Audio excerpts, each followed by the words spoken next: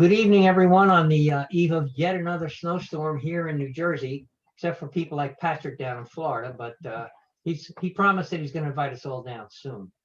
What I'm going to try to do here is go through about 250 years of our history in the next 45 minutes or so. So clearly I can't do that accurately. So what I'm going to do is introduce you to an overview of what I would candidly tell you I knew nothing about, and I'm a lifelong Garden Stater, did all my schooling here mostly, and never heard about any slavery in New Jersey.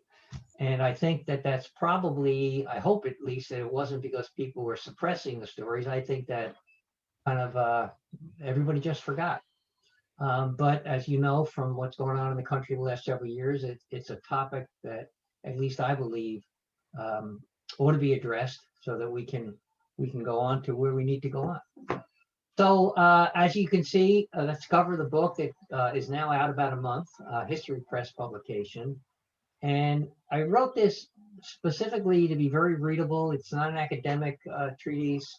I did, and I will recommend that if you get to see it, and it's at the library now in Spring Lake, please to get under the covers, if you will, of some of these stories. There are 12 pages of bibliography sources that I used from Black and white scholars who, to my surprise, have been writing about slavery in New Jersey for a long time. So I put this book together to kind of highlight virtually county by county some stories. So that said, we'll begin. And again, if you have questions, please send them by chat to Janet, and she'll relay them to me in real time. So I'm sure you all recognize this very iconic picture depicting George Washington and the men coming over from a place called McConkey's Ferry on the Pennsylvania side. It's now known as Washington Crossing, obviously enough, across the Delaware River into the western side of New Jersey, December 1776. And they're about to go down to Trenton and across the bridge.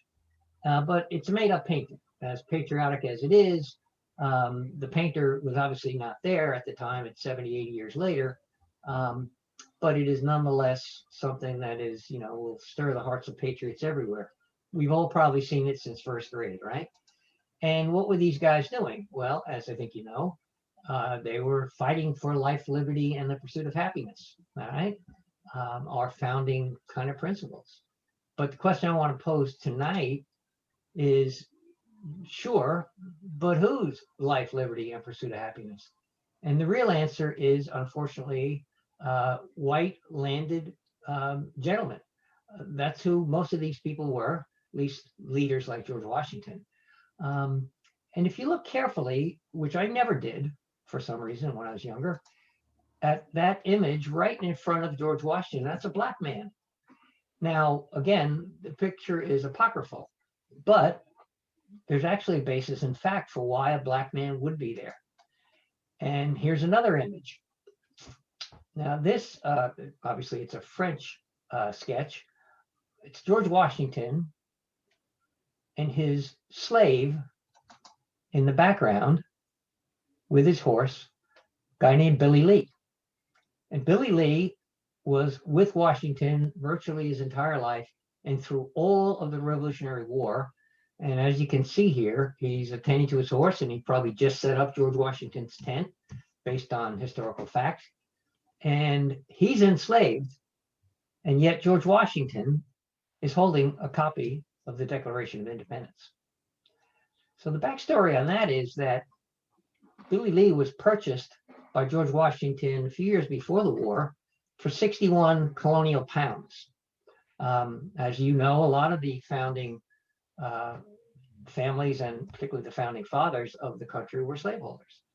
And to put it in perspective what 61 pounds represents today, or actually then, around that time, 61 pounds, you could buy 8 horses or 13 cows, or if you were a skilled tradesman, a blacksmith or a carpenter or some other cordwainer or something, it would take you virtually 2 years to earn 61 pounds in and around that time.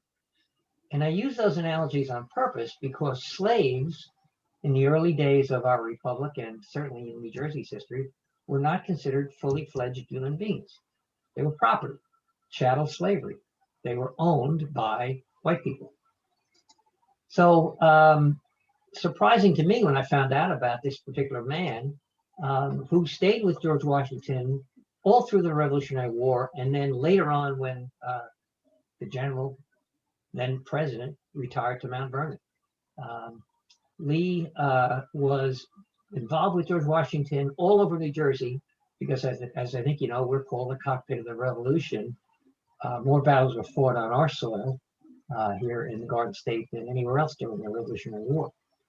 And yet, through all of that time, where they were as close could be, when at the end of the war, Billy Lee had met a woman he wanted to marry and approached George Washington and asked George Washington if he could bring the woman with him to their retirement down in Mount Vernon in Virginia. Washington hesitated. You would think that that would be automatic, that when he met this man who would, this woman, Margaret Thomas, who Billy Lee wanted to marry, that there would be no question. Now, the folks down in Mount Vernon in their museum say that there's no record that Margaret Thomas ever made it to Mount Vernon. So it suggested that she may have died before that was to come to pass. But not just George, as I think you know, the Washington family, George and Martha, were really, really big slaveholders. Now, here's another, very idealized painting showing in the, verdant fields of probably in the fall, actually, of Mount Vernon, these very happy looking, contented, well-provisioned slaves are working under the nice kind of guidance of George Washington. And while I can't say that George was not unkind to certain slaves at any one time, certainly the vast majority of slaves weren't treated this well, not only by George Washington, but by very few people in the colonial era. Turns out that, and this will startle you maybe, that there were over 300 slaves in Mount Vernon when George died after he had retired from being our first president. And through that period of time, and in his last will and testament, George Washington only freed one, and that would be Billy Lee. Now, what his intentions were are probably unknown, although there's some suggestions that he did see the moral problem with slavery, mainly due to his relationship with Billy Lee.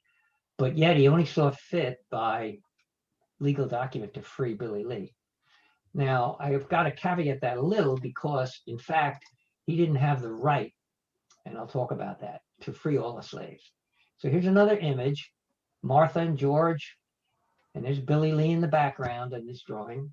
And these two children were adopted by George, but they're actually Martha's natural grandchildren. Turns out that Martha Washington was married to a guy named Daniel Custis before, obviously, George. He died, and she inherited the slaves from the Custis estate. And so when she brought the slaves into the marriage with George, by law in those days, she couldn't, or he couldn't rather, free those slaves. They were what are called dower slaves. They were part of her dowry. And so he didn't have the right. Nonetheless, he had his own 100 or so slaves, and he could have freed more, but for whatever reason, he didn't. Martha brought at least that many slaves into the marriage with George.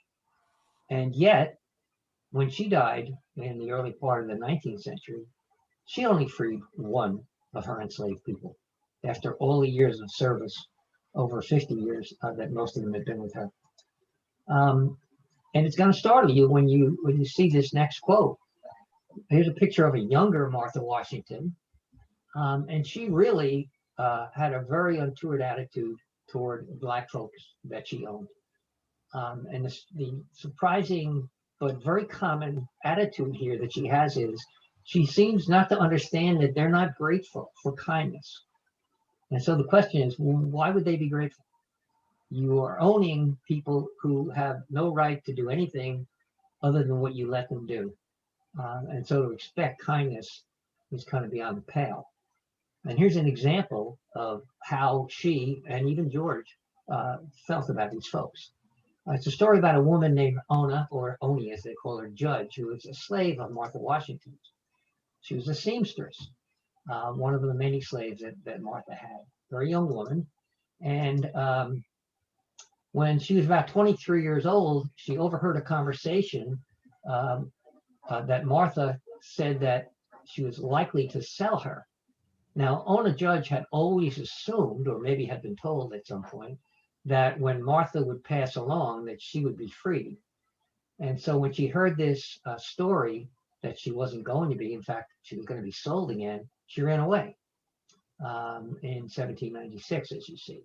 And the Washingtons, George and Martha, pursued her with their agents ruthlessly for years to try to bring her back to them. In fact, they took out ads in this case, a Philadelphia newspaper, describing her as best they could and rewarded anybody that could return her for $10. And eventually, over the course of time, they found out where she was, and they demanded her return. And she refused to come back through an intermediary. And this incensed George Washington, who basically said he would not negotiate any return of her under any circumstance because it would reward unfaithfulness. Again, very common to the way people thought, that a runaway slave showed herself, in this case, to be unfaithful.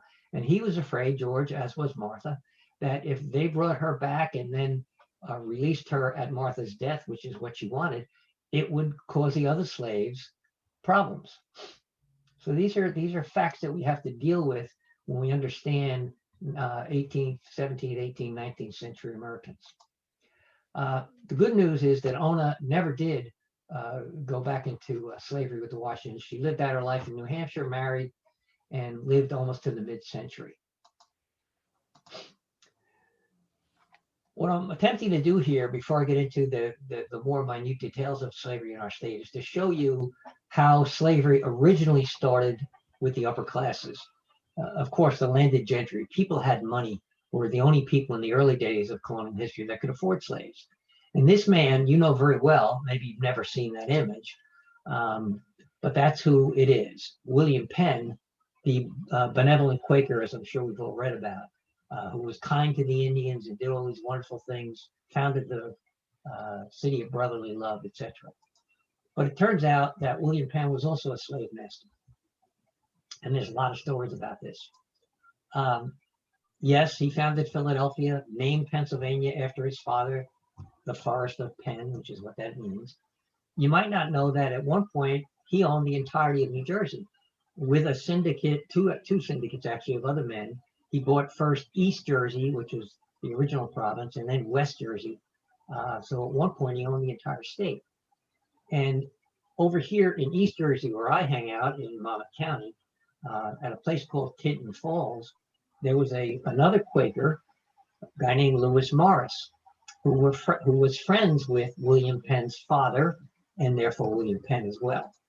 And in his 1691 will, Lewis Morris, in Tinton Falls, bequeathed his slave, a man named Yaff, to William Penn.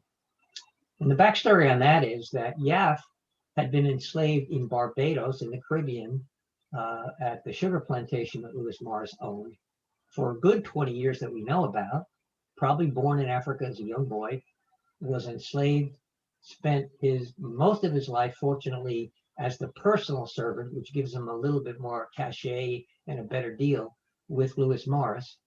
About 1676, he brings him up and 60 other slaves, does Lewis Morris, to New Jersey. And then on his deathbed, writes in his last will that he'll give this slave to William Penn if he comes back. And what that means is that William Penn, the Quaker, who's also a businessman, had gone back to London after he left Philadelphia, left a guy named James Logan in charge, his personal secretary. And Lewis Morris, in his last will, is attempting, literally, to tempt William Penn to come back by giving him this slave. Morris dies, and 8 years later, roughly, In fact, William Penn does come back, and now his nephew, Lewis Morris, the iron mine owner, presents Yaff to William Penn, who now takes him back to Philadelphia, and he's his servant and slave, brings him up to a place called Penn Landing, Penn Manor, which you might know on the Delaware River, kind of the country estate of William Penn, and then leaves back to London with Yaff.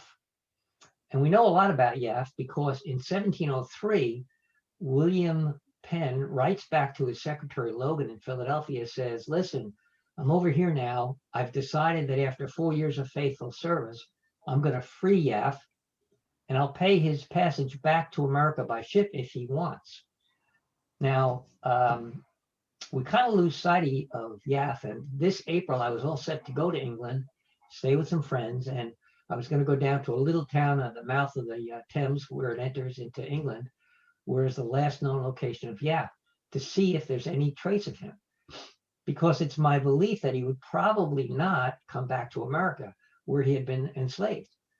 He's free and he's in his late 50s, roughly, and probably settled into some kind of life in England. He had some skills. He was a farmer. He was good with animals, according to William Penn. And he probably stayed there. And if I'm lucky to get there in the next year or so, maybe I can find out. The exception to this might be, and there's no record of this, if Yaff had a wife and children back here in Tinton Falls or in Philadelphia, perhaps he would have come back, but there's no written record to that. All we know is that he spent at least 4 years with Penn before he was free. So that's kind of the scenario of the founders of the country, basically, and very well-to-do people.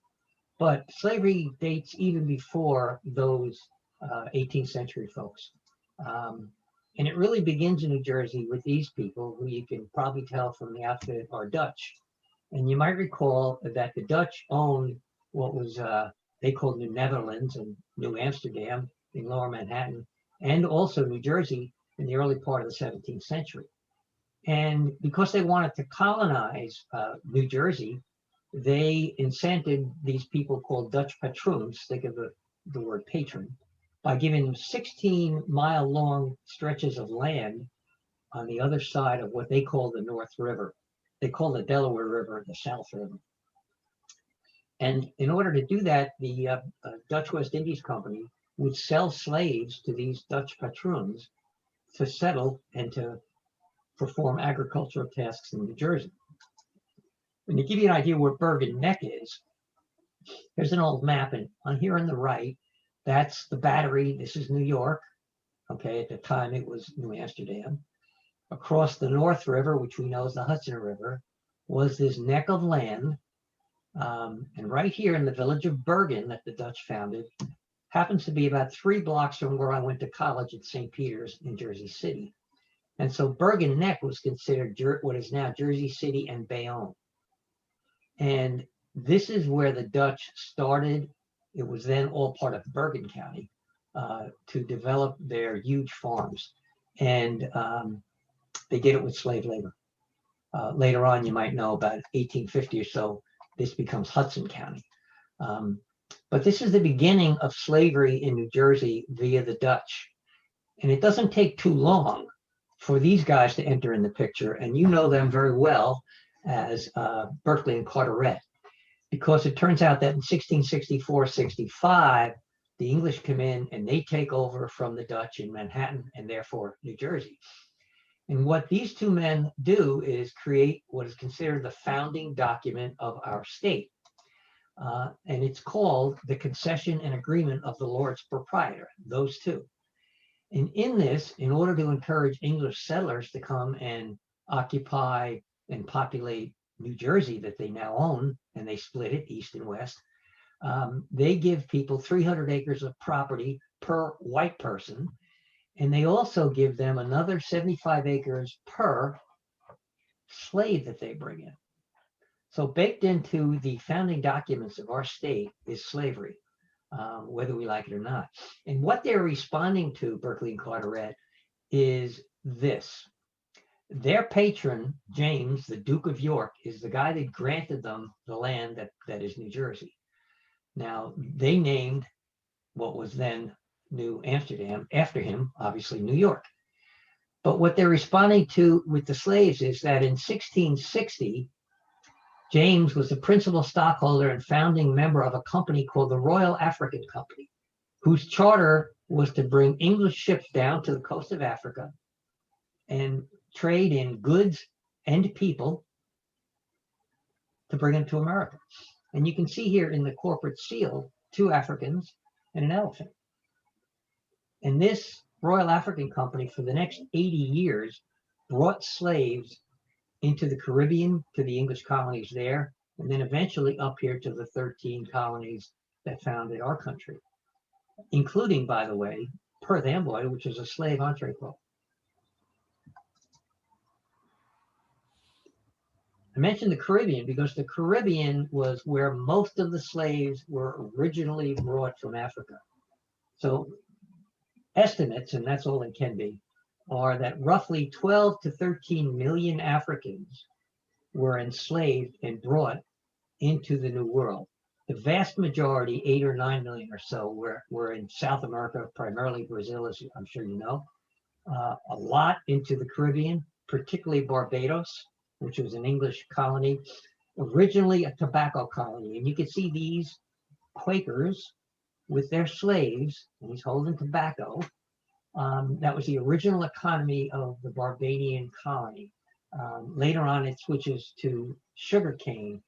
And the way they treat their slaves sets the pattern and the model for how slavery would come up into the new 13 colonies up here. As a matter of fact, if you look at this old map again, this neck of land between the Hackensack and the Passaic rivers, you crane your neck a little bit, they call that, these people when they came up, New Barbados.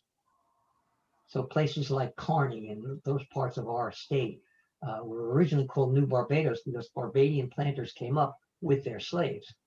And as I already mentioned, one of them, Lewis Morris, came up to Tinton Falls over here in Monmouth County in the mid-1670s with at least 60 slaves.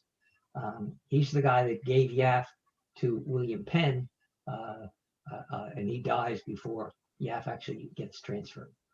But what you have here in New Jersey is in the northern part, which was mostly Bergen County, and then very quickly soon at the end of the century in the southern part here in Monmouth County, both in East Jersey, the foothold of slavery, and it expands dramatically from then. By the way, one of the reasons Lewis Morris is at Tinton Falls is because it had the largest waterfall in New Jersey south of the Great Falls in Patterson. And so that water would push big wheels that would be able to grind grain and do all these other things. And it was a very strategic place to be. Lewis Morris wound up owning about 6,000 acres of property, a lot of the area where I live. Fast forward about 60 or so years, 70 years, the first census in New Jersey, about 1737, the whites in this column, we don't even have 21 counties at that point, represent about 43,500 people. The other columns, Negroes and other slaves, and those would be, by the way, Native American Lenapes who were enslaved, number about 4,000. And that's dramatic because it's about 8% of the total population that year. And why it's dramatic is that it made the white slaveholders really, really nervous. And they should have been nervous because slaves were always running away and rebelling and threatening to kill their slave masters. In fact, they had good reason to worry because in 1741, across the river in Manhattan, there was a huge outbreak of a slave unrest and a rebellion, put down brutally. Slaves were burned, quartered, hanged, and also all in the Caribbean, notably in Jamaica, and I'm sure you know a little bit about Haiti, slave rebellions were always breaking out. And this made the New Jersey folks in those early years who were still connected to the Caribbean colonies by trade, if they hadn't come up by themselves from there, very nervous. And so New Jersey begins to enact a whole series of really, really repressive, brutal laws to control the slave population. You should know that at its peak, by the way, about 1800 roughly, slaves by natural propagation are about 10% of our total population.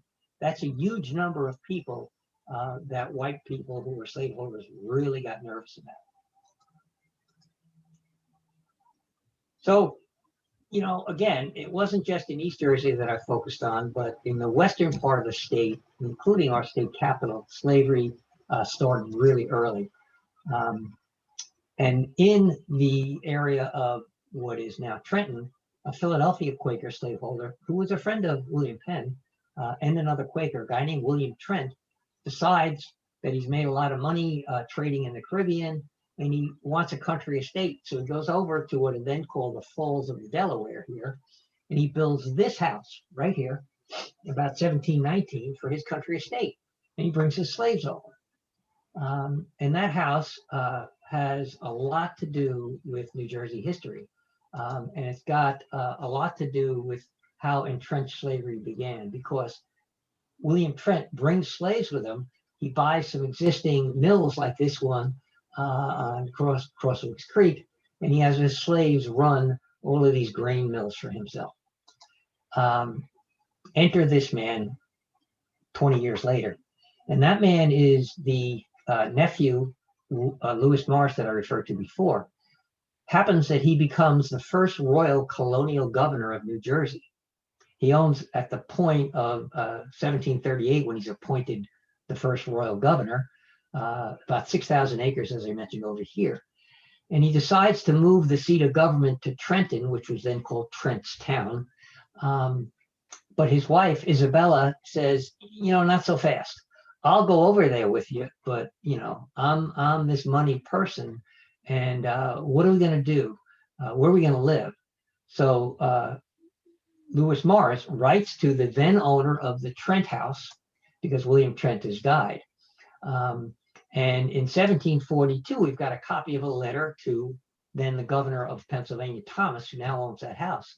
And in the letter, Lewis Morris says, listen, remember we talked about me renting your house? I want to do it, but I want you to put up a kitchen as an outside building to lodge my servants. Well, what he's talking about is slaves.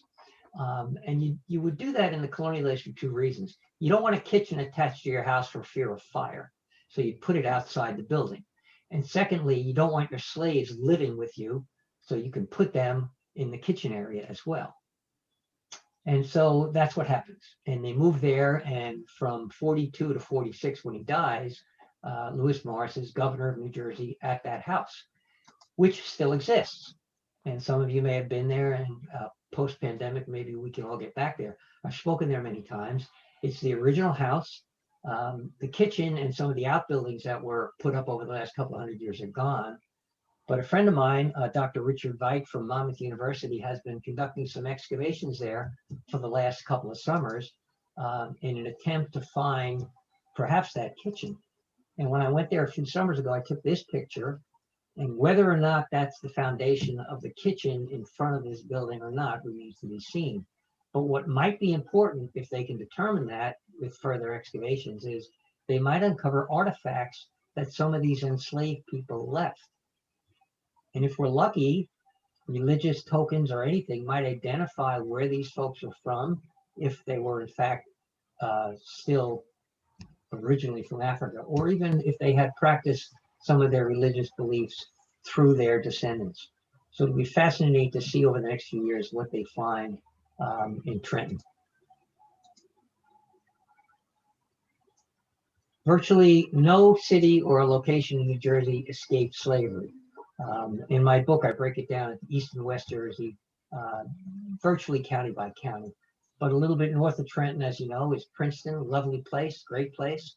But it's got the same sort of history as the other places in New Jersey.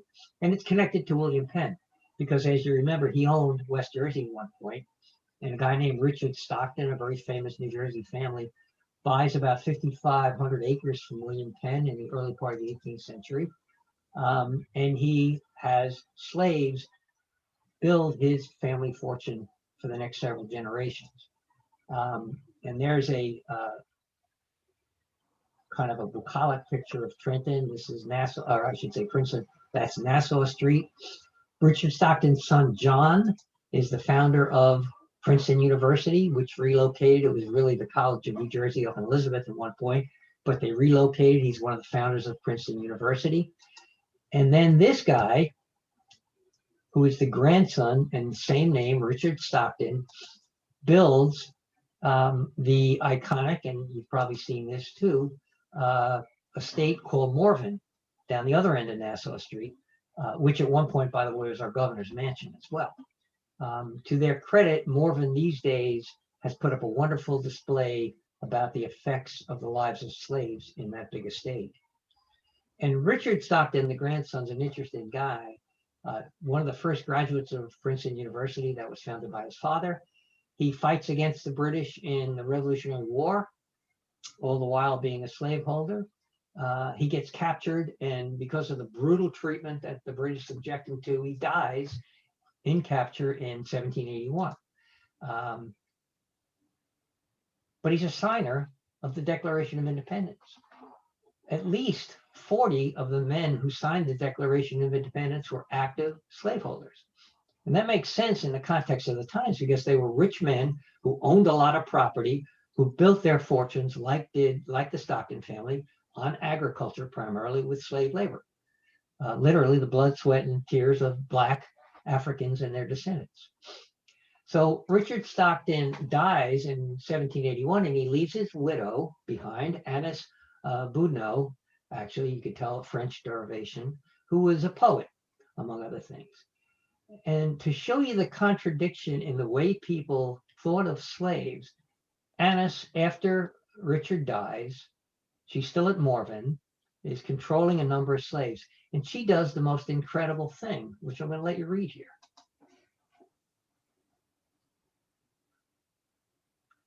One of her slave women died in childbirth, and Annis was still with young children. So she wet nursed Marcus Marsh and kept him enslaved for a good portion of his early life, and then later freed him. So you have this juxtaposition, which is not uncommon with these people. You know, they treat people as subhuman. They profess to believe that all men are created equal, yet they enslave people and don't free them all the time. And yet they have kindness like this. So it's just mind-boggling the more we think about it. And there are a lot of these kinds of stories. So that's kind of the landed gentry version of slavery. But over time, as you saw from those other figures, other people, more middle-class folks, perhaps like us, become slaveholders too, because it's just baked into New Jersey's history and its economic development. And these two guys are from originally Middlesex County in New Jersey, over here in East Jersey as well. And the fellow on the left is a guy named Charles Morgan, who at one point leaves New Jersey and opens up a sugarcane plantation down in Louisiana near Baton Rouge. He has a brother-in-law on the right named Jacob Van Whipple, who's a magistrate in Middlesex County. And they recognize that the slaves in New Jersey, by about 1818, when they come up with this plot I'm about to describe, are becoming worth less money. And that's because the state of New Jersey in 1804 passes a law that is a gradual abolition of slavery that will allow people to be free eventually, after some certain years that I'll talk about later. And so because slaves of slave owners are becoming worth less and less, these men recognize, especially down south, where it's an economy based on sugar and tobacco and certainly cotton, that they can make money if they can get slaves down there. So they concoct a scheme, and it's one of the most notorious schemes in our history in New Jersey. And I use the word slave in quotations because they kidnapped free blacks as well. And the way they did it was they brought them to Judge Van Wickle's house. Now, a little bit of the backstory here is that these two men were part of the Morgan family. James Morgan, who fought against the British as well, there's a little town up here called Morgan by me. That's named after that family. That's Charles' father. And as this very early newspaper ad during the Revolutionary War talks about, he's also a guy that is catching slaves where he can and returning them to their masters for rewards. So Charles and Jacob here are no strangers to the fact that you can make money with slaves. And what they do is they invite a bunch of slaves, I should say free black people who had been manumitted, to Van Wickle's house, and they lie to them and they say, listen, we can send you at our expense down to the South. You can make a lot of money down there, great jobs, much more available than up here. And all you have to do is sign some forms. And they're doing, under Judge Van Wickle's auspices, what the law requires. That if a black person says, I consent to be transported to another state, that's legal. And we have records of these phony consent forms, over 100 of them, that they make these folks, because they've lied to them, sell. And what they do is they put at least 100 on a couple of ships out of Perth Amboy, and they ship them down the coast to Louisiana. And as you would suspect already, when they get there, Charles Morgan keeps some of them for his own slaves for a sugarcane plantation, and they sell the rest of them. Now, if you want to find out a lot more about this, there is a current project called the Lost Souls Memorial. It's online, and it's a number of folks who are commemorating these lost souls who were sold into slavery, tricked actually, into the South. Now, that's early, it's 1818. I know some of the folks in the Lost Souls Project who traced their own DNA to some of these people. And as far as they know, and have found out so far, none of them were able to make it back to New Jersey where they were from. Likely the older folks died before abolition in 1865. Maybe some of the children, and there were women with young children, maybe some of those children made it back. There's no record of that. Although the DNA studies have shown that there are pockets of African Americans in Mississippi and Louisiana that are descended from those New Jersey black people who were tricked. And I found out about this kind of accidentally. It had been publicized over the years. Here's an old newspaper story, but I was lucky enough to come across a descendant of the Morgans who was very open and shared her family history with me. So I included that story in the book. But so far I've talked about the perspective from a white person to a slave, but I want to talk to you a little bit now about how it might have felt to be a black person, a slave in New Jersey. And these two people, Charles and Hannah Reeves, were born slaves in Middletown, New Jersey, where I spent many years after I graduated high school. And there's Charles Reeves, born about 1820 in Middletown, enslaved to a man that owned this house, a guy named David Williamson. That house is now in Homedale, and I passed it hundreds of times because it was about 2 blocks from where my kids went to grammar school in Homedale on a place called Newman Springs Road. Because he was born in 1820, the 1804 Act for the Gradual Abolition of Slavery allowed Charles to be manumitted when he was 25, brings him up to about 1845. And in and around that time, he meets a woman named Hannah Van Cleef, who was born somewhat later. Now, this picture of Hannah Van Cleef is outside their home that they lived in Lincroft, New Jersey, for the rest of their lives. And that home survived into the 1970s. And it's on was on Middletown Lincroft Road, and I must have passed it many times without even noticing it in all likelihood. And the story about that house is really interesting. But 2 things I want you to note. Charles Reeves, that's probably an English name. So one of his forebears, and not him as far as we know, was probably English. And so the Reeves are part of that family. Whereas Hannah Van Cleef, who was also born in Middletown and enslaved, might descend from does descend from Dutch slaveholders, but she might have been associated with this house, which we call over here the Taylor Butler House. It's in Middletown on Kings Highway. And we don't have proof yet, but there was an enslaved woman there named Elizabeth Van Cleef, who, by looking at her birth records, might be Hannah's mother. But in any event, you could see the two strains of slaveholders here that dominated New Jersey history, both the English and the Dutch. So later in their lives, these two folks meet and they get married, but they get married almost assuredly because of the laws in New Jersey were changing. And this law that I referred to in 1804 that makes slaves less worthwhile in terms of monetary value, but it also allows slaves to become manumitted.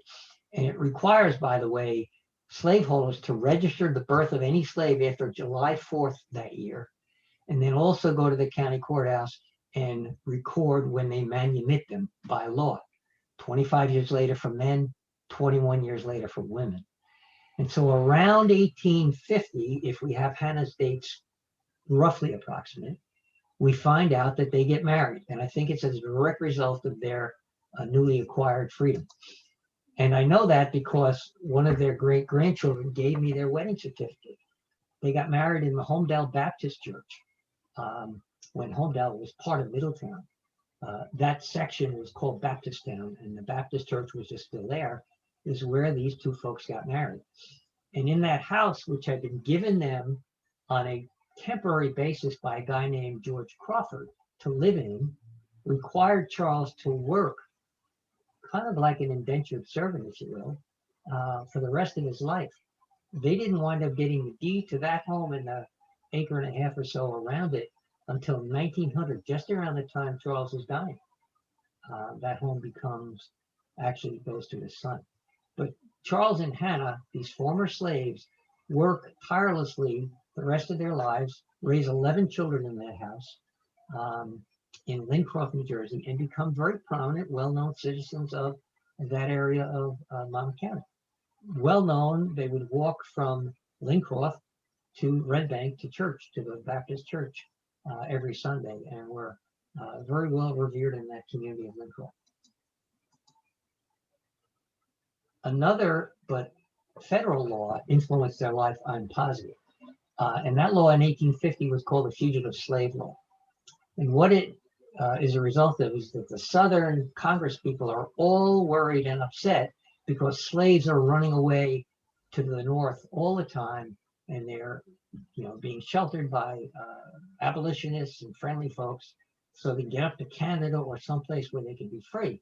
And so it gets pushed through our Congress, the Fugitive Slave Law, which says that if anybody up north gets caught sheltering slaves, they are legally forced to allow that person to go back to the original slaveholder down south. And if they don't, they're subject to fines, monetary fines, and jail. And that creates this economy of slave catchers. You might be familiar with it if you've seen 12 Years a Slave or the Harriet Tubman movie called Harriet recently. And these slave catchers had, no morals and would come up, and any unsuspecting black person that they could kidnap and bring back for a reward, they were more than happy to do it.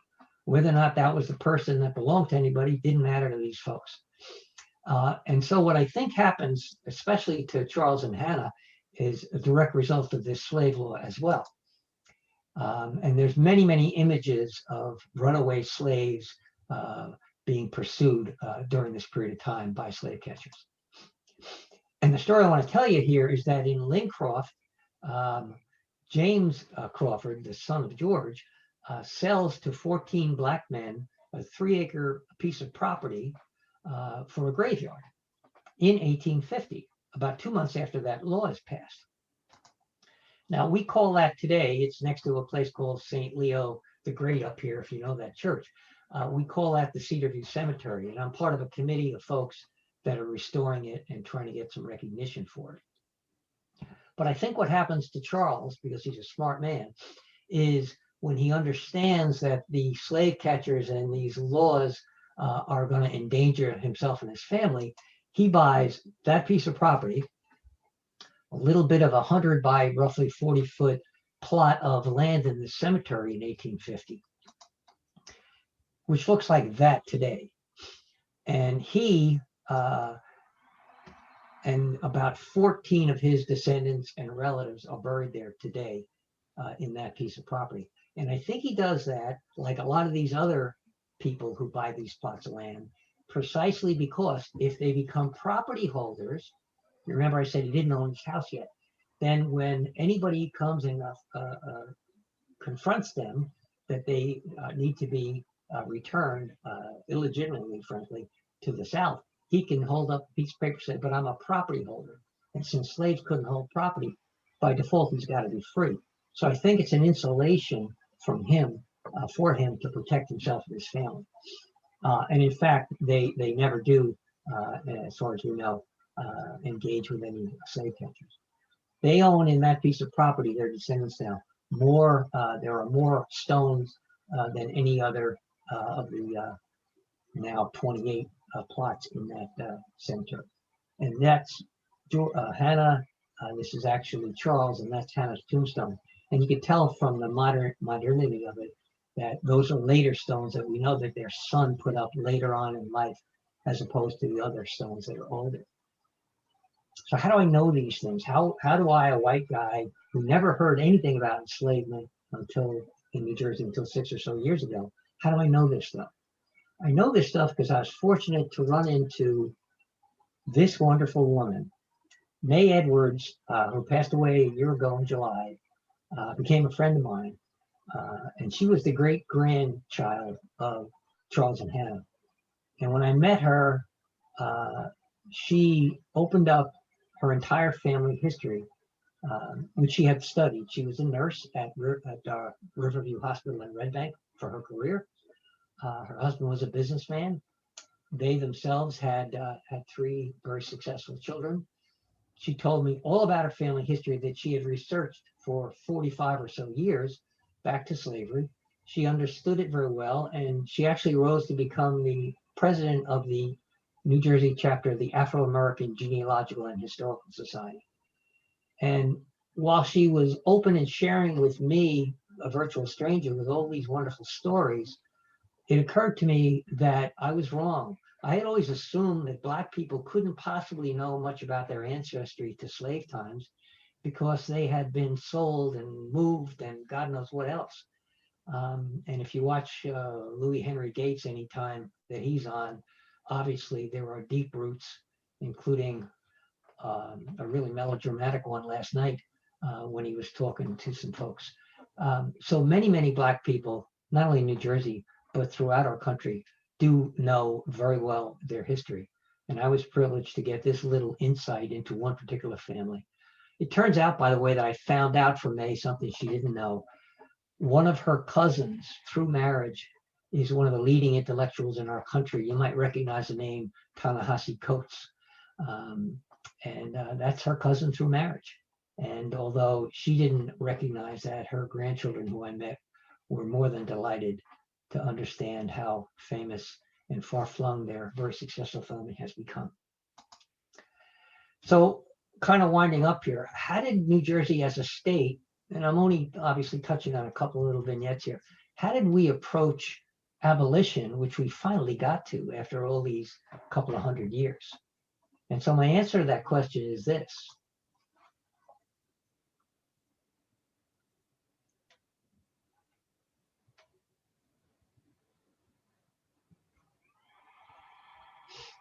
Agonizingly slowly, because we have to understand that slavery, while it dehumanized people, and these folks were not considered fully human, was an economic engine. Okay, and so the powers that were in colonial America, New Jersey and everywhere else, saw these people as their way to wealth and prosperity. And they were not about to easily give up the people who they didn't consider full people, just because do-gooders, abolitionists, Quakers later on in the centuries decided they should. And so New Jersey, and I'll just highlight a few here, had some very restrictive laws controlling slaves. As early as 1714, we had an act for regulating slaves. And if you want to go online one day and read it, your hair will stand on end, because slaves had no rights at all, couldn't read and write. You'd be penalized in jail if you taught your slaves to read and write. They had to have passes to go anywhere outside of their master's property. And if they were caught without a pass, anybody could beat them and bring them back and get a reward, or kill them, and there'd be no penalty. It's just a horrendous look at how we thought of slaves. But yet at the same time, early Quakers, who were not always abolitionists, by the way, as they're beginning to kind of beat the drums for abolition, there's a recognition in early New Jersey that slavery is wrong. So what this act also does is it says that if you want to free your slaves, you have to provide the state with 200 colonial pounds when you free them per person, and then 20 more pounds every year of their lives. And what that means is this: in today's money, they're saying to somebody, sure, free your person, but give us $38,000 to do it. And then another $3,800 every year that person lives. So that's not going to happen. And it didn't happen. Nobody's going to, out of the goodness of their heart, free somebody and then give the state $38,000. And the other facetious part of it is the fact that they required another $3,800 a year for every year the free person lived is built in the fact that they don't believe slaves could support themselves, which is ridiculous because slaves had been the backbone of the country up to that point. They were carpenters and they were shipwrights and they were blacksmiths and everything else that white people required them to do. And they had plenty of skills, but there was this fear that they would become independent. So they built into these laws these penalties for white people. And so nobody does it. In fact, it's an unpopular act anyway, and it gets repealed by the end of the century. Another one, and I'm not giving you every one, but you already know about the Act for Abolition of Slavery, Gradual Abolition of Slavery. And it says that if you're born to a woman enslaved that year, you must serve her master for, basically a quarter of a century. You already know what that did to Charles and Hannah, and hundreds of other people as well are forced to remain in slavery. 1844, our New Jersey Constitution looks like we finally get the message, because in that Constitution it says all men are free and independent, kind of like what the Declaration of Independence said, except that because there are still slaves in the state, the people that are in power controlling the legislature fight it and bring it to the Supreme Court, this specific condition. And the Supreme Court overturns this part of the Constitution and says, oh, what we really meant was just white men who owned property. That's who's free and independent. Notice that women aren't. There was a brief period of time you might know about where women could vote, actually, but they quickly shut that down.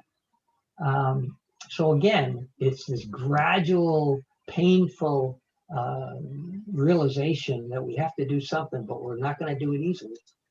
A couple of years later, New Jersey says it officially abolishes slavery. But that's also not true, because what it does in that law is it said current slaves have to become apprentices for life. So it clearly doesn't matter to a black person what you call him if you're controlling his destiny. Now we see these laws and these changes reflected in the census records. So by 1850, you're seeing now columns of people, very few slaves. The federal census of 1860 shows about 18 slaves in New Jersey, but it's not true because they're really disguised. They're apprentices, so they don't have to be listed as slaves.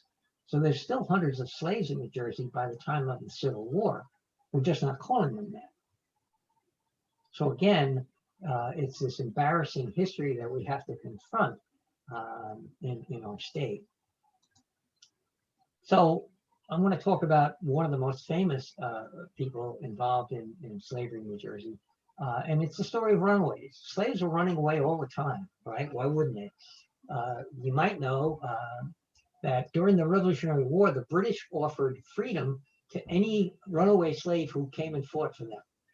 Thousands, literally thousands of slaves ran away from colonists from Florida up through Maine, hundreds in New Jersey alone.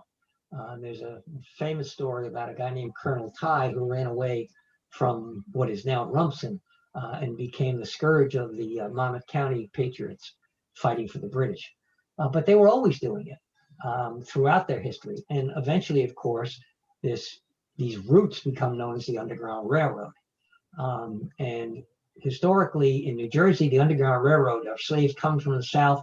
They're coming up the western side of the state along the Delaware River, sheltering in all these little abolitionist homes where they could find shelter. They're cutting across the thinnest part of our state. They're trying to get to perhaps Staten Island and then New York. They even get to Jersey City in some cases, hide in safe houses. And if they get to New York, they can go up north to Canada and freedom eventually. And the most famous, of the Underground Railroad conductors is this wonderful woman who everyone knows. Not everybody knows her real name because she was actually born Araminta Minty Ross. She takes in her lifetime Harriet from her mother's name, and she married a man named Tubman. That's how we know her. Wasn't actually born in New Jersey, born in Maryland, enslaved, but escapes some years later to Philadelphia and gets hooked up with a guy in Philadelphia who's running a depot for the Underground Railroad that I'll talk about in a second. She also, at some point in her early life, works in a hotel in Cape May, New Jersey. So Harriet Tubman is absolutely identified with New Jersey. The man she meets in Philadelphia before she begins her career is part of what I call the remarkable Still family. And some of you may know these folks. It turns out that Levin and Charity Still are born in Maryland enslaved. Levin finds out that there's this law, 1804 in New Jersey. He comes up here so he can be free. He's going to send for his wife and children. They bring them up a little bit at a time. One of their later on grown children is a guy named James Still. James Still becomes very famous in New Jersey as the Doctor of the Pines. There's wonderful books, including this one, written about him. He becomes a herbalist. White and black people throughout Burlington County visit the man. Everybody loves him, but as you would suspect, the white medical establishment refuses to recognize him as a physician because he hasn't been trained in their facilities. He's got a brother named William Still. William Still is the guy that Harriet Tubman meets in Philadelphia. There's a little scene in that movie, Harriet, that depicts that meeting. And so William Still becomes known as one of the fathers of the Underground Railroad. In fact, he writes a book about it, and I would recommend it if you want to find out about this part of the story. And in that book, he talks about an incident that happened to his mother. And what happened was, when Levin was up here in New Jersey, Charity was still down south, enslaved, and she goes to church one day and leaves two of her little boys behind, thinking they're going to be well taken care of. And in fact, they get kidnapped and sold into Southern slavery. And she never sees them again. Almost. And what happens is this guy, his name is Peter Still. And Peter Still is one of those little boys that gets kidnapped when he's about 8 years old. For the next 4 years, he's sold around Alabama, Kentucky, in slavery, and eventually buys his freedom because one of his late masters allows him to earn a little money on the side. Takes a train, gets to Philadelphia, gets directed to the Underground Railroad depot, and he walks in, unbeknownst to him, and he sits in front of this guy, and he's telling him his story. And this guy says, "I think you're my brother," because he's talking to William Still. And Peter Still says, "No, that can't be. How can that be?" And he's very suspicious.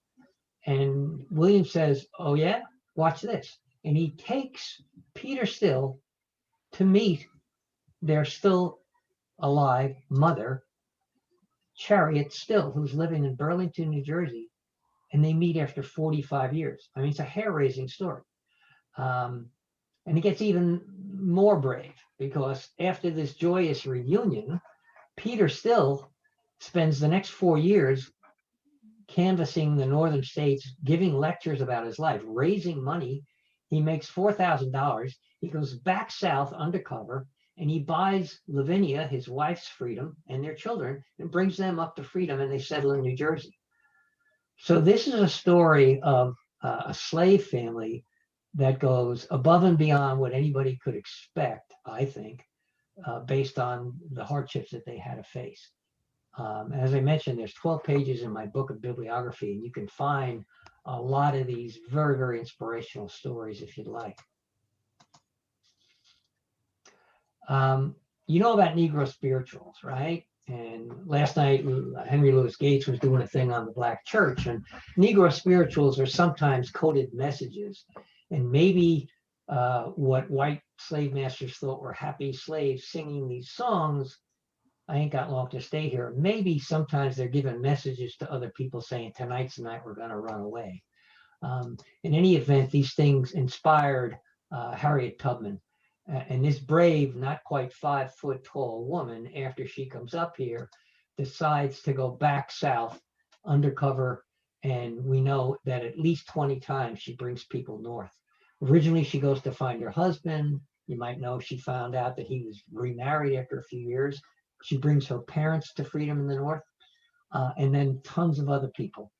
We think somewhere about 70 or 80 people were liberated through her efforts. Again, up the western part of the state, and all of these really heroic, as you have to say, communities of people sheltering slaves. And through our state, and post-pandemic, we'll be able to visit them again. There are museums and houses to wonderful people who sheltered these runaways as they sought their freedom. Harriet, as you might know too, becomes a spy, infiltrates Confederate war camps. They don't suspect that she's getting information.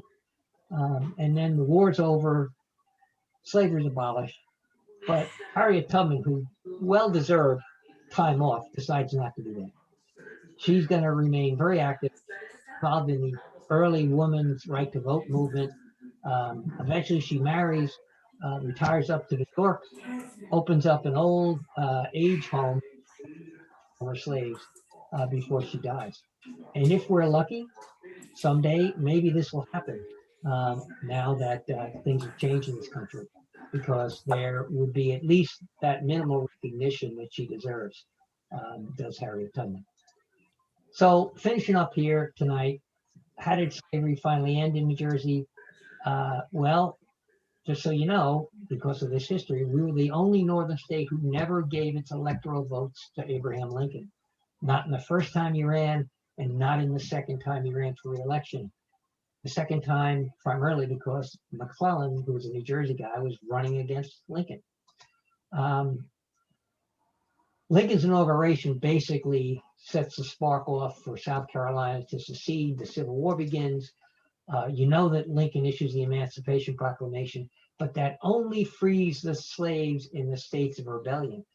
And even though Lincoln wanted to free all the slaves, he couldn't, because under current constitutional law at the time, he did not have the power to go into individual states and take people's property, which is what slaves were, and free them. He couldn't do it.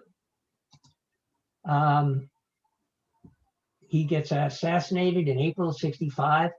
The 13th Amendment is finally passed. 75% of the existing states ratify the 13th Amendment, abolishing slavery forever and ever, amen, except New Jersey.